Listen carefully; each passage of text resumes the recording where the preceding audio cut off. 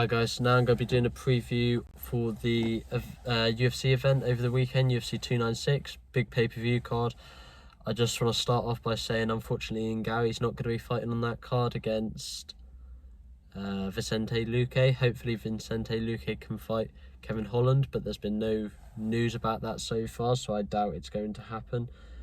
That's unfortunate for Luque, as he's gone for a full camp. It's a big fight as well. If he beat Ian Gary, it would be a big step up for him and he would be able to get higher in the rankings. Same for Ian Gary. Ian Gary has had a lot of publicity about him, some positive, some negative recently. So he would have liked to get a win in this fight and propel himself up the rankings in the division. But yeah, obviously they're not going to be fighting. Hopefully it can get rescheduled, or Luque can get a fight early in the new year, but I hope it can be rescheduled because it was a good fight and I was quite looking forward to it, and I thought it was a good addition to the main card. So I'm going to start off with the main event of UFC 296, which is Leon Edwards against Colby Covington. Leon Edwards is coming off a big win against Kamaru Usman, one with that devastating head kick knockout, and one where he won. I scored it 49-46 on points to Leon Edwards in London earlier in March this year. Covington, I don't think he deserves a title fight, but he's probably the biggest pay-per-view driver in the division because of the outlandish stuff that he says.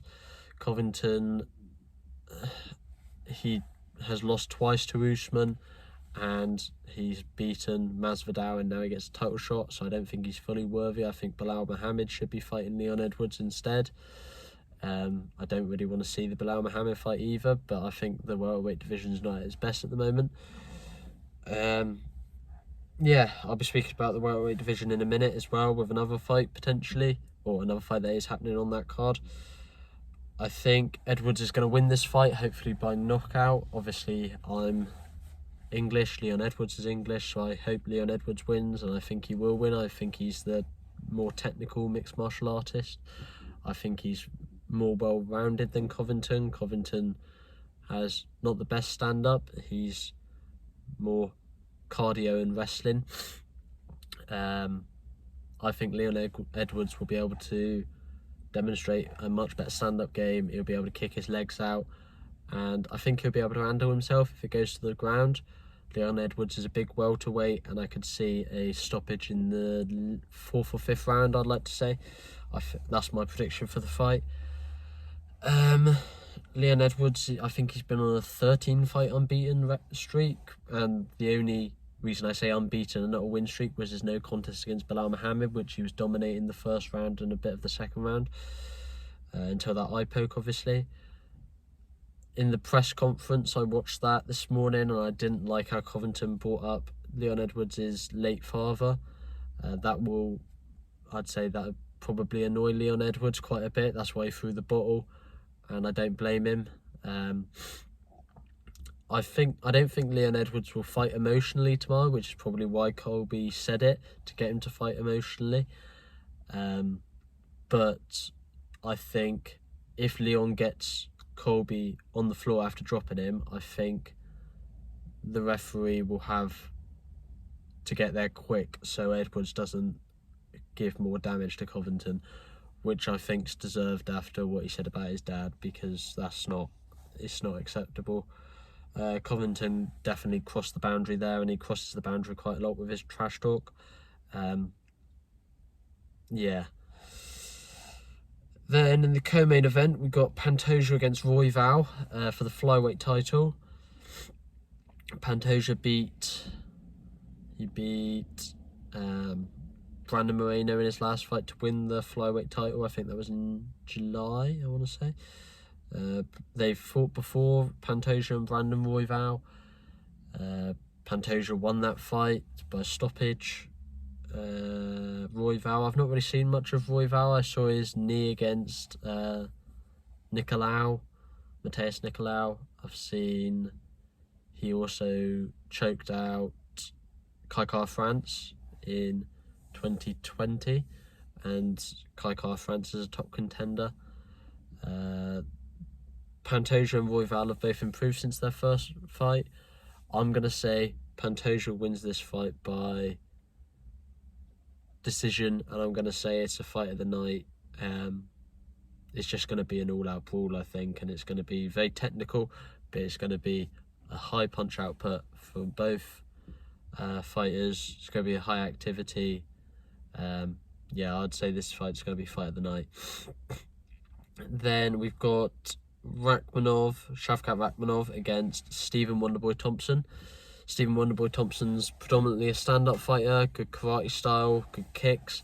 His last fight was against Kevin Holland in December, which was a nominee for Fight of the Year. Or Fight of the Year, sorry. Yeah, it was an outstanding fight. He beat Kevin Holland. He was supposed to fight earlier this year against Michel Pereira, but Michel Pereira missed weight and he's since moved up to middleweight. Rakhmonov, I think he's 18-0 with 18 finishes, or he's 16-0 with 16 finishes. And an identical split of them are knockouts and submissions, so he's very well-rounded, obviously. I could see him just taking Stephen Thompson down and just submitting him or ground and pounding him. But I also think that he could probably stand with Stephen Wonderboy Thompson because of how well-rounded he is. Shavkat Rakhmonov, I think, is going to win this fight by stoppage in the third round, I'm going to say. I think he'll wear down Thompson and get that finish. Or it might be the first fight he goes to points on with his step up in level of competition. His last fight was against Jeff Neal, where he got that choke while Jeff Neal was standing up. Very impressive. That was a bit of a war, so he proved something. He doesn't just dominate his opponents when he has to. He can dig deep and he can find another gear and he can come through wars. Like I say, I think Rakhmonov's going to win this fight in the third round with a stoppage. Then another fight that I'm interested for is the Tony Ferguson versus Paddy Pimblett fight. Tony Ferguson coming off the back of a 6-fight losing streak.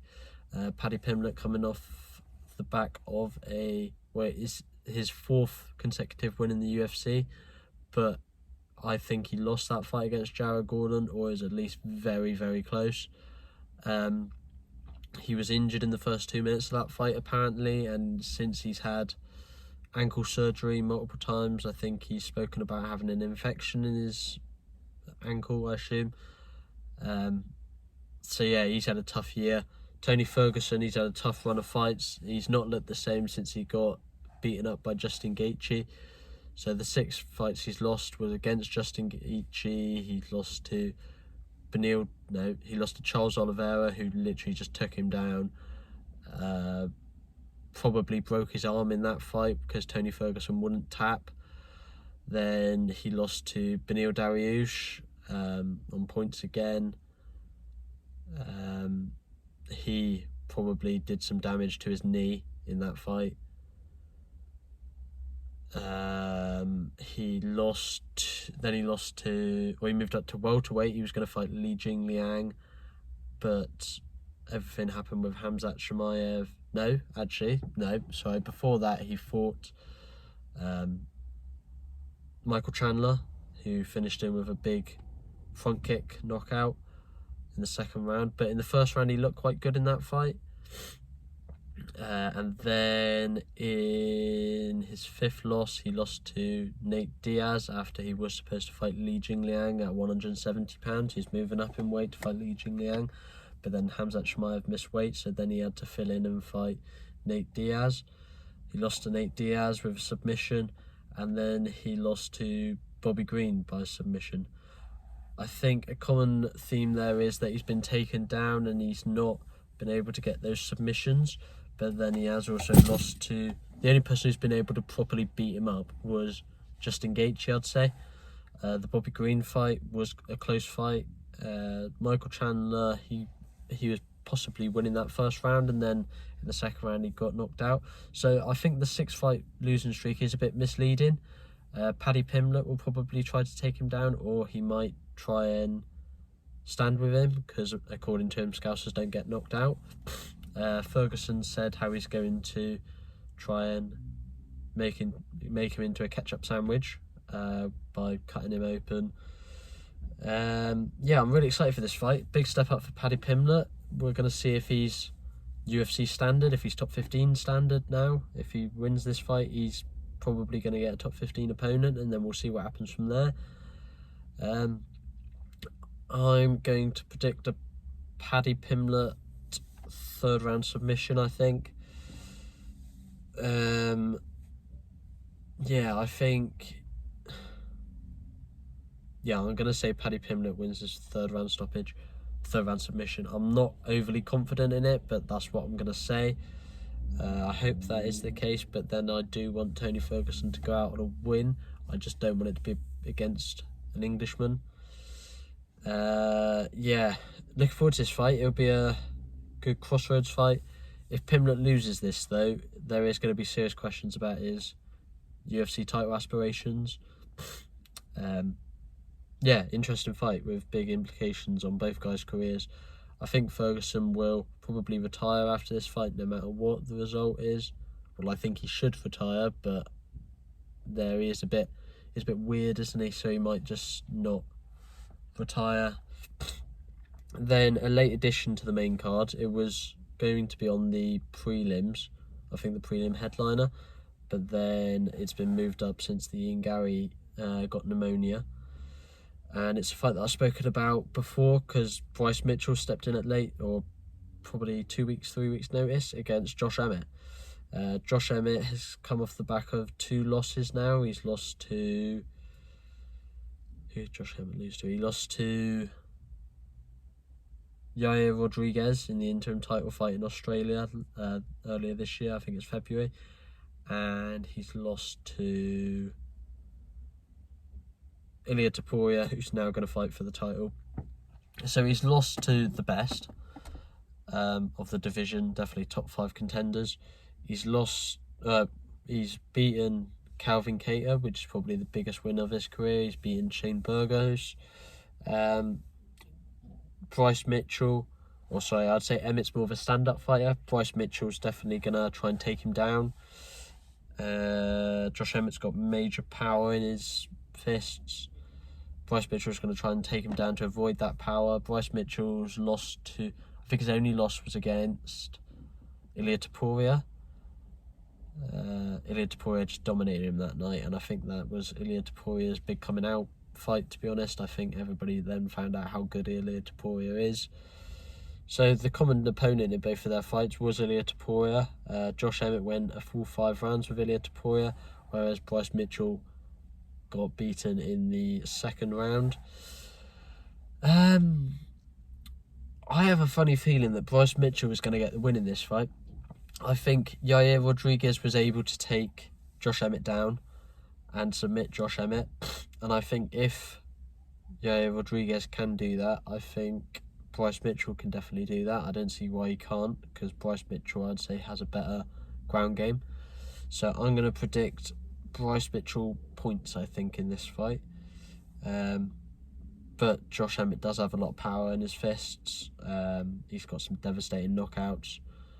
But I'm going to say Bryce Mitchell wins this fight, and then he's a title contender in the future if he can get another win.